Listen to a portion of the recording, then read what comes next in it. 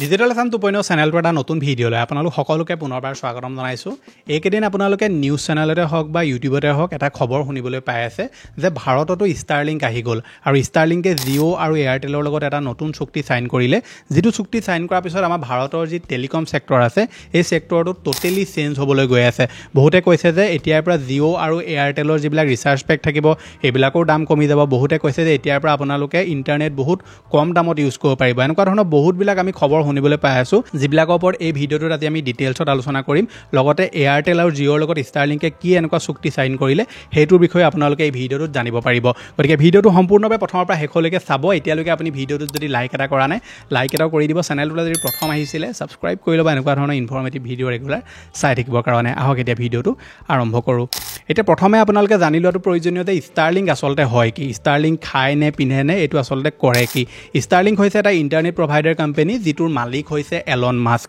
ষ্টাৰলিংকে এতিয়ালৈকে বিশ্বৰ প্ৰায় 70খনমান দেশক ইণ্টাৰনেট প্ৰভাইড কৰিছে আৰু ভাৰতৰ লগতো ৰিচেণ্টলি মানে জিঅ' আৰু এয়াৰটেলৰ লগতো এটা ৰিচেণ্টলি ডিল চাইন কৰিলে। বহুত দিনৰ পৰা ট্ৰাই কৰি আছিলে এই ডিলটো চাইন কৰিবৰ কাৰণে, কিন্তু বহুত বিলাৰ কাৰণে জিঅ' আৰু এয়াৰটেলে এই ডিলটো চাইন কৰিবৰ কাৰণে ৰাজি হোৱা নাছিলে। কিন্তু ফাইনেলি এয়াৰটেল আৰু জিঅ'ৰ লগত এলন মাস্কৰ ষ্টাৰলিংকে ডিল চাইন কৰি ল'লে আৰু এই ডিলটো চাইন কৰাৰ পিছতে এতিয়া সকলোতে এটাই চৰ্চা যে ষ্টাৰলিংক ভাৰতত আহি গ'ল। ষ্টাৰলিংকে এতিয়া ইণ্টাৰনেট আচলতে প্ৰভাইড কেনেকৈ কৰে। আমাৰ জিঅ' আৰু এয়াৰটেল, BSNL, ভোডাফোন এইবিলাকে যেনেকৈ আমাক ইণ্টাৰনেট প্ৰভাইড কৰে, আমাক অপটিকেল ফাইবাৰ থ্ৰু দি ইণ্টাৰনেট প্ৰভাইড কৰে বা টাৱাৰ থ্ৰু দি আমাক ইণ্টাৰনেট প্ৰভাইড কৰে, এলন মাস্কৰ ষ্টাৰলিংকে তেনেকৈ ইণ্টাৰনেট প্ৰভাইড নকৰে। ডাইৰেক্টলি আপোনালোকক ছেটেলাইটৰ থ্ৰু দি ইণ্টাৰনেট প্ৰভাইড কৰিব। যেনেকৈ আমাৰ যিবিলাক DTH ছাৰ্ভিচ থাকে, আমি ঘৰত যেনেকৈ টিভি চাওঁ, টিভি চালে কি হয় আমাৰ যিখন DTH থাকে সেইখনে ডাইৰেক্টলি ছেটেলাইটৰ থ্ৰু দি আমাক কি হয় কানেকশ্যন দিয়ে। ঠিক আছে, তেনেকৈ ষ্টাৰলিংকে ইণ্টাৰনেট কানেকশ্যন দিয়ে। ইয়াৰ কাৰণে আপোনালোকে এখন ছাতি টাইপ মানে DTHৰ টাইপ এখন ছাতি আপোনালোকে ইনষ্টল কৰিব লাগে, লগতে এটা ৰাউটাৰ আপোনালোকে ফিট কৰিব লাগে। তাৰ পৰা আপুনি ঘৰতে ইণ্টাৰনেট ইউজ কৰিব পাৰিব। এতিয়া কথাটো হৈছে কি, এই ষ্টাৰলিংকৰ যিবিলাক ইণ্টাৰনেট পেক থাকিব এইবিলাকৰ দাম কিমান সেইটো বিষয়ে আমি ভিডিঅ'টো আগলৈ আলোচনা কৰিম। কিন্তু তাৰ আগতে আপোনালোকে জানি লওক যে ষ্টাৰলিংক ভাৰতলৈ আহিলে আমাৰ বেনিফিটছ কি হ'ব বা ভাৰতত ইয়াৰ বেনিফিটছ কি হ'ব। প্ৰথম যিটো বেনিফিটছ হ'ব সেইটো হৈছে কি, আমাৰ ভাৰতত এতিয়াও এনেকুৱা কিছুমান ৰুৰেল এৰিয়া আছে য'ত ইণ্টাৰনেটৰ নামত একোৱেই নাই। ভাৰতত এতিয়ালৈকে 40 বা 42% মানুহে ইণ্টাৰনেট ইউজ কৰিবই পৰা নাই। এতিয়ালৈকে সেই মানুহৰ প্ৰায় খুব কম সংখ্যক মানুহে 2G বা তাতকৈ তলৰ ইণ্টাৰনেট ইউজ কৰে, যিবিলাক আজিৰ যুগত একদম কামৰ ইণ্টাৰনেট নহয়। গতিকে এনেকুৱা ভাৰতত বহুত এৰিয়া আছে য'ত এতিয়ালৈকেও এই কোম্পানীবিলাকে ইণ্টাৰনেট প্ৰভাইড কৰিব পৰা নাই, কাৰণ তাত টাৱাৰ বহোৱা, তাত অপটিকেল ফাইবাৰ ইনষ্টলেশ্যন কৰোৱা বহুত কষ্টলি হৈ যায় কোম্পানীৰ কাৰণে, আৰু কোম্পানী হাত দাঙি দিয়ে আৰু এনেকুৱা ধৰণৰ এৰিয়াবিলাকত কোম্পানী কেতিয়াও নাযায়। কিন্তু ষ্টাৰলিংকৰ যিটো ধৰি লওক ইণ্টাৰনেট প্ৰভাইডিং ছিষ্টেম সেইটো হৈছে ডাইৰেক্টলি আপোনালোকক ছেটেলাইটৰ থ্ৰু দি দিব আৰু আপোনালোকে ৰুৰেল এৰিয়া হওক বা অন্য যিকোনো এৰিয়াটো যদি থাকে তেনেহ'লে ষ্টাৰলিংকৰ এই ইণ্টাৰনেটটো আপোনালোকে ইউজ কৰিব পাৰিব। এতিয়া কথাটো হৈছে কি, ষ্টাৰলিংকে জিঅ' এয়াৰটেলৰ লগত এনেকুৱা কি চুক্তি চাইন কৰিলে যাৰ পাছত হাহাকাৰ হৈ গৈছে। বহুতে ক্ৰিটিচাইজ কৰিছে, বহুতে ভাল বুলি কৈছে। ষ্টাৰলিংকে জিঅ' আৰু এয়াৰটেলৰ লগত যিটো ডিল চাইন কৰিলে, যিমানখিনি বৰ্তমান জানিব পাৰিছোঁ সেইমতে ষ্টাৰলিংকৰ যিবিলাক ইকুইপমেণ্ট থাকিব এই ইকুইপমেণ্টবিলাক এতিয়াৰ পৰা জিঅ' আৰু এয়াৰটেলৰ যিবিলাক ষ্ট'ৰ থাকিব বা অনলাইন যিবিলাক তেওঁলোকৰ ধৰি লওক ৱেবছাইট থাকিব সেইবিলাকৰ থ্ৰু দি আপোনালোকে অৰ্ডাৰ কৰিব পাৰিব। লগতে ষ্টাৰলিংকে জিঅ' এয়াৰটেলৰ যি ধৰি লওক কাষ্টমাৰ ছাৰ্ভিচ থাকিব তেওঁলোককো ইউজ কৰিব বুলি কৈছে। আপোনালোকক ধৰি লওক কিবা ইনষ্টলেশ্যন দিবৰ কাৰণে বা কিবা আপোনালোকক জনাবলগীয়া হ'ব পাৰে বা আপোনালোকক কিবা হেল্প কৰিবৰ কাৰণে জিঅ' আৰু এয়াৰটেলৰ যি কাষ্টমাৰ ছাৰ্ভিচ আছে তেওঁলোকক ইউজ কৰিব বুলি কৈছে। গতিকে আপোনালোকে যদি ষ্টাৰলিংক ল'ম বুলি ভাবিছে তেনেকুৱা ক্ষেত্ৰত এয়াৰটেল বা জিঅ'ৰ থ্ৰু দি আপোনালোকে ল'ব লাগিব।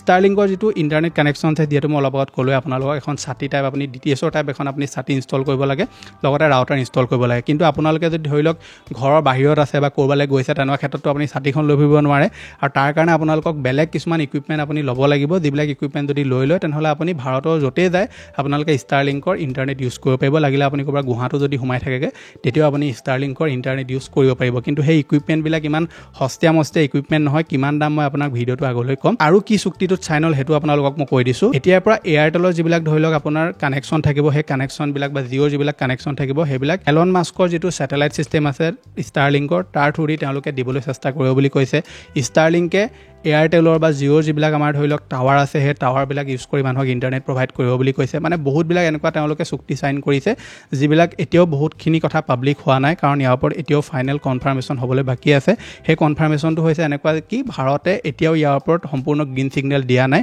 টেলিকম ডিপাৰ্টমেণ্টে এতিয়াও ইয়াৰ ওপৰত গ্ৰীণ ছিগনেল দিয়া নাই, কাৰণ বহুতবিলাক কথা থাকে। আমাৰ যিবিলাক ডেটা থাকিব এই ডেটাবিলাক ষ্ট'ৰেজৰ ওপৰত কথা থাকিব, কাৰণ ষ্টাৰলিংকে যেতিয়া ছেটেলাইটৰ থ্ৰু দি আমাৰ মোবাইলত ডাইৰেক্ট কানেক্ট হ'ব আমাৰ যিবিলাক ডেটা থাকিব সেই ডেটা বা প্ৰাইভেচিৰ ওপৰতো বহুত কথা আহি যায় সেই ডেটাবিলাক ক'ত ষ্ট'ৰ হ'ব কোনে সেইবিলাকৰ ৰিস্ক ল'ব বহুতবিলাক কথা আহিছে যাৰ কাৰণে এতিয়ালৈকে ফাইনেল কনফাৰ্মেশ্যনটো দিয়া নাই ভাৰত চৰকাৰে বা আমাৰ যি টেলিকম ডিপাৰ্টমেণ্টে এতিয়ালৈকে ইয়াৰ ওপৰত ফাইনেল কনফাৰ্মেশ্যনটো লগোৱা নাই ঠিক আছে মানে কনফাৰ্ম হৈ যাব বাৰু কিন্তু এতিয়ালৈকে সেই কনফাৰ্মেশ্যনটো লগোৱাহি নাহি গতিকে এয়াৰটেল আৰু জিঅ'ৰ লগত যদি আপোনালোকে কি চুক্তি চাইন হ'ল সহজ ভাষাত যদি বুজিবলৈ যায় তেনেহ'লে জিঅ' আৰু এয়াৰটেলে ষ্টাৰলিংকৰ যিবিলাক ইকুইপমেণ্ট থাকিব সেইবিলাক তেওঁলোকে চেল কৰিব লগতে তেওঁলোকৰ যি কাষ্টমাৰ ছাৰ্ভিচ আছে জিঅ' এয়াৰটেলে প্ৰভাইড কৰিব লগতে এয়াৰটেল আৰু জিঅ'য়ে ৰুৰেল এৰিয়া কিছুমানত ডাইৰেক্টলি ধৰি লওক কানেকশ্যন দিবৰ কাৰণে ষ্টাৰলিংকৰ সহায় ল'ব বুলি কৈছে এতিয়া কথাটো হৈছে কি প্ৰাইচ কিমান হ'ব ষ্টাৰলিংটো মই অথনিৰ পৰা কৈ আছোঁ কিন্তু প্ৰাইচ কিমান হ'ব সেইটো আপোনাক কোৱাই নাই প্ৰথমে আপোনালোকে জানি লওক যে ষ্টাৰলিংকে স্পীড কিমান দিব 4G যিটো স্পীড আছে ষ্টাৰলিংকৰ সেইটো হৈছে আপোনাৰ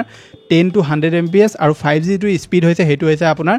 1 Gbps স্পীড ভূটানত অলৰেডি ষ্টাৰলিংক আহি গ'ল আৰু ভূটানত যিটো এতিয়া প্ৰাইচ পেক লঞ্চ কৰিছে ভূটানৰ আমাৰ ভাৰতৰ কাৰেঞ্চিৰ মাজত ইমান পাৰ্থক্য নাই সেইকাৰণে মই আপোনালোকক ভূটানৰ এক্সাম্পল দিছোঁ ভূটানত যিটো পাৰ মান্থ প্ৰাইচ লঞ্চ কৰিছে যিটো ৰেচিডেঞ্চিয়েল প্লেন বুলি এটা প্লেন লঞ্চ কৰিছে যিটো প্ৰাইচ হৈছে 3,000 টকা পাৰ মান্থ আৰু আপোনালোকক 30ৰ পৰা 100 MPS স্পীড দিব তাৰ পিছৰ যিটো প্ৰাইচ লঞ্চ কৰিছে সেইটো হৈছে আপোনাৰ 4200 টকা পাৰ মান্থ য'ত আপোনালোকক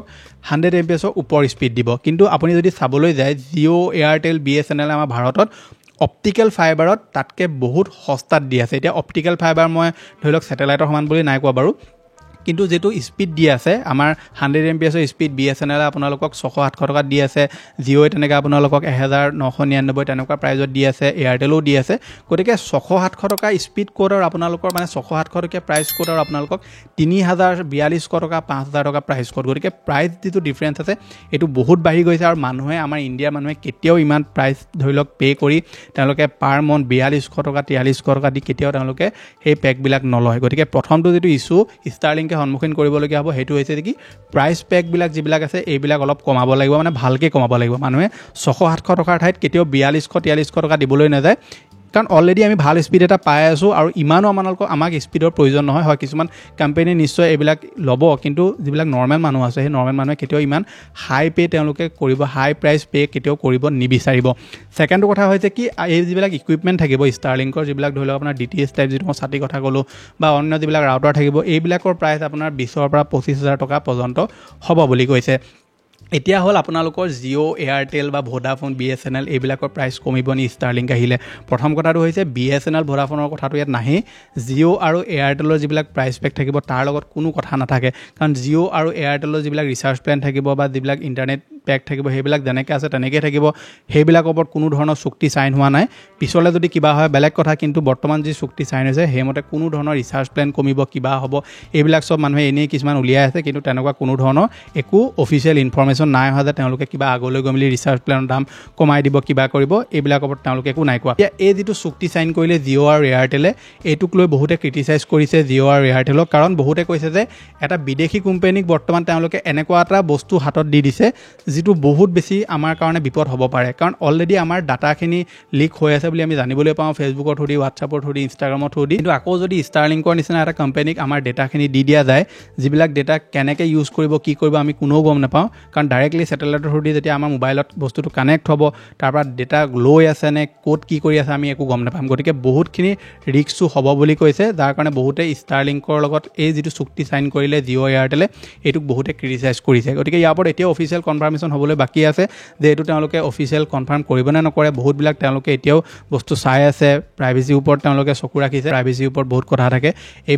এইবিলাক বস্তু চোৱাৰ পিছতহে তেওঁলোকে অফিচিয়েল কনফাৰ্মেশ্যন দিব তাৰপিছতে ষ্টাৰলিংক আমাৰ ভাৰতত ধৰি লওক আৰম্ভ হ'ব গতিকে এইটো আছিলে যে আপোনালোকক দিবলগীয়া ইনফৰমেশ্যন আশা কৰিছোঁ আপোনালোকে ভিডিঅ'টো চাই ভাল পালে যদি ভাল পালে ভিডিঅ'টো লাইক কৰিব চেনেলটোলৈ যদি প্ৰথম আহিছিলে ছাবস্ক্ৰাইব কৰিবলৈ একদম নাপাহৰিব লগতে যোৱাকালিৰ যিটো ভিডিঅ' সেই ভিডিঅ'টো যদি আপোনালোকে চোৱা নাই তেনেহ'লে নিশ্চয় এবাৰ চাওক আপুনি যদি এজন ছাত্ৰ ছাত্ৰী হয় বা আপুনি যদি চৰকাৰী চাকৰিৰ কাৰণে আপোনালোকে এপ্লাই কৰে তেনেহ'লে এই ভিডিঅ'টো আপোনালোকে এবাৰ নিশ্চয় চাওক বহুতখিনি কথা আপোনালোকে ভিডিঅ'টোৰ পৰা জানিব পাৰিব মই লগ পাম এটা নতুন ভিডিঅ'ত আজিলৈ ধন্যবাদ